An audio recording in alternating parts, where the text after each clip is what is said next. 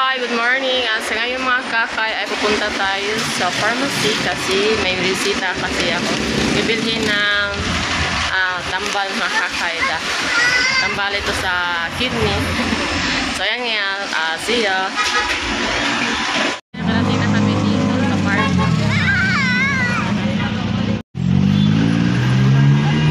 Kaya pupunta na tayo sa pharmacy sa loob at buksan na natin ang pinto. Ayan, nakalamag isa mga kakay. Naglisod yung ni mga kakay. Ayan, nagsilpon yung nagkukos ko ni Kylie. Ayan, pubili lang kasi nagpili na si Kylie. O na mahalo nagipili niya. So, dito mabili ako ng tambal at may card. So card ito para maka-discount tayo sa itong bibilhin ng tambal. At dito na sa itong counter. Ayan, binigay ko na yung resita. Kailangan kasi na resita. Edit kasi yan sa resita mga kakay kapag bumili ka ng tambal. Bibili ko lang pala ito ay 15 kabuo. Kasi wala silang stock dito. Inquire kasi ako kung magkano tanan lahat at ma-minus lang sa resita kung meron sila. Ayan nga, binigyan ko na yung card para maka-discount na tayo. Maybe 20% lang po ang discount po dito sa pharmacy. Hindi ko na sasabihin kung anong branch, pero yun nga makakay, binigyan nila sukli ko, kinuha ko at ito na yung tambal at resita binigay na sa akin. Ayun mga kakay, ito na pala. Ayan mga tambal, 20% tayo. Dahil sa may card tayo.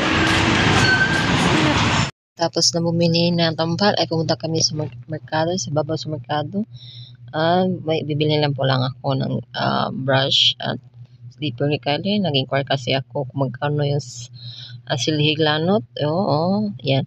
Ito yung mga kakay, no? Ang mahal tala, 65, then 100. Yung maliit yung 65, yung malaki yung 100.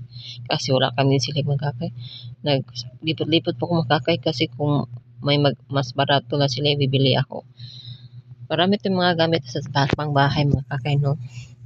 Pero ang dito yun ako mga kakay. Nagbibili lang ako ng brush para sa manglaba. Ayan. 20 pesos lang ito mga kakay. Ayan. May brush ka na. So, ito, bibili ako ng toy na kung brush kay manglaba ko. Kay ang brush na nalabay na daan naman. So, ayan. Ato na bayad. Yan. Si Kylie na namili na sa duhaan. Masudog ko na siya. Kaya nakauwi na kami sa bahay at ayun, natutulong na si Kylie at tapos na kami bumili ng brush at tambal. Thank you for watching especially to my followers. Thank you for watching my video and my live. And hindi pa na subscribe, please subscribe my channel para update kayo sa na-upload ko. Thank you. Love you.